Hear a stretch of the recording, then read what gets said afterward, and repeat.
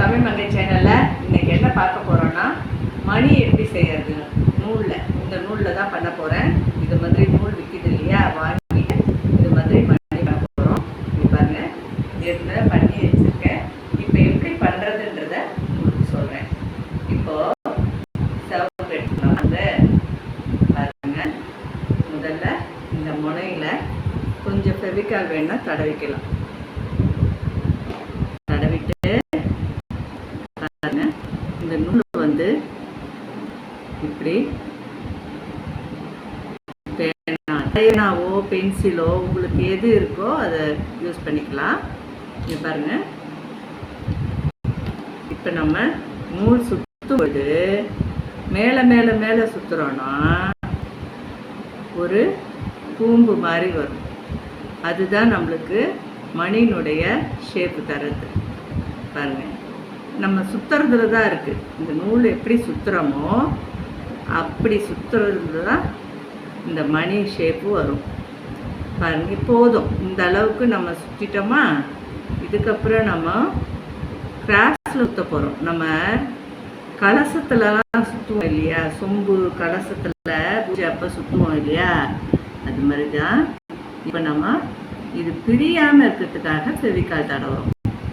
பிரியாமல் இருக்கும். இப்போ சுத்த போகிற நூலும் ஒட்டிக்கும். இந்த பாருங்க, இப்படி இப்போ கிராஸில் சுற்றுறேன். ஃபஸ்ட்டு வந்து அப்படியே பேனாவில் சுற்றுனேன், இப்போ கிராஸில் சுற்றுறேன். இப்படியே பேனாவை மட்டும்தான் நான் திருப்புறேன். நூல் ஒரே மாதிரி தான் சுற்றிக்கிட்டு வரேன். தெரியுதா உங்களுக்கு? நீங்கள் நூல் வந்து ஒரே மாதிரி சுற்றிட்டு வர வேண்டியதுதான். இப்போ வந்து ஸ்ட்ராங்காக நல்லா டைட்டாக சுற்றுறோன்னா பிரியாது. ஃபெவிகால் தடவிருக்கோம், அதனால் பிரியாது. இது நீங்கள் சுத்த சுத்த பழகிடும்.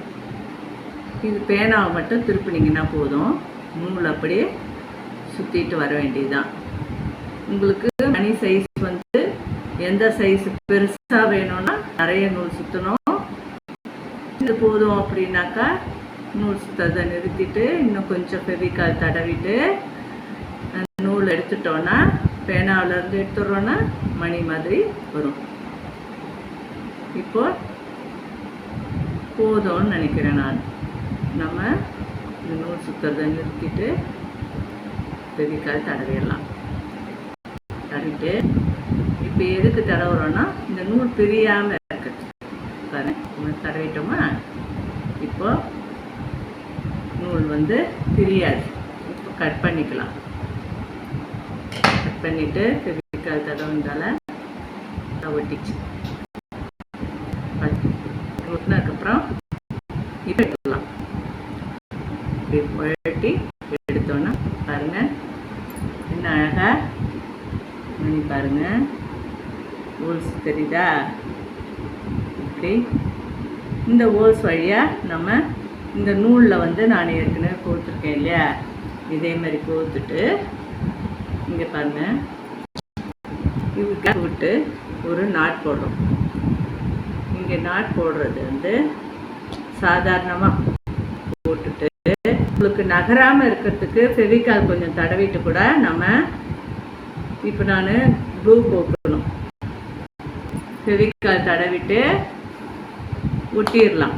இப்போ நம்ம மறுபடியும் இன்னொரு போட்டு வரலாம். பாருங்கள், ஈஸியாக நம்ம கடையிலலாம் வாங்காமல் நம்மளே செஞ்சு நம்ம போட்டுக்கலாம். பாருங்கள், இப்போ ப்ளூ, எல்லோ, ரெட்டு, ப்ளூ போட்டுருக்கேன்னா இப்போ ஆரஞ்சு போட்டுக்கலாம். ஆரஞ்சு வந்து இப்படி ஒரு முடிச்சு போட்டுட்டு முடிச்சு போட்டுட்டு இந்த ஆரஞ்சு மணியை கோத்துட்டு மறுபடியும் முடிச்சு போட்டோம்னா நகராமல் இருக்கும். இந்த பக்கம் நம்ம அப்படியும் கேப்பில் வருதுன்னாக்கா நம்ம ஃபெவிகால் கொஞ்சம் தரலாம்.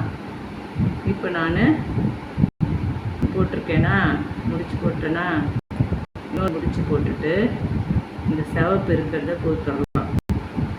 கோத்துட்டு மணி வந்து சூப்பராக ரெடி ஆயிடுச்சு. நம்ம வந்து இது பிரியாமல் இருக்கணும்னா நம்ம ஃபெவிகால் நம்மளை தாராளமாக தடவிட்டோம்னா பிரியாமல் இருக்கும். இப்போ அடுத்தது இதுவும் பூத்தாச்சு. இப்போ வந்து எல்லாத்தையும் அப்படியே கனெக்ட் பண்ணிடலாம். இந்த நூல் வந்து முடிச்சு போட்டாச்சா.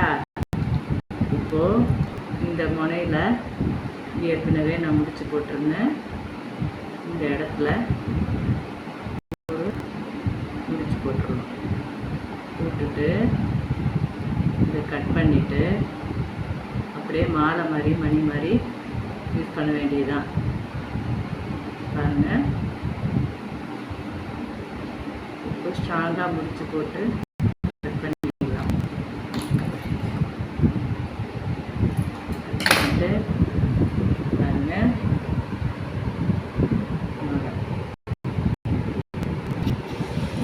எப்படி இருக்கு. இதே மாதிரி நீங்களும் போட்டு தேங்க்யூ.